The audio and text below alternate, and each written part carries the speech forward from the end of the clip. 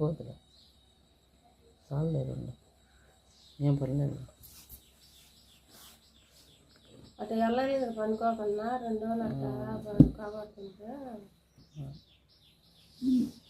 లేదు సరిపోతులే ఇంకేం పర్లేదు పడిండు ఎప్పుడు చీకట్లో ఎప్పుడు పడిండో ఆడ కింద ఏమో పడినట్టున్నాడు సీలింది బాగా అంత పైన. చూసారు కదా పరిస్థితి. పెద్దవాళ్ళు ఎవరైనా ఉంటే జాగ్రత్త, నడిచేటప్పుడు అయ్యి చూసుకొని నడవండి. పడినాక ఏమీ రాదు.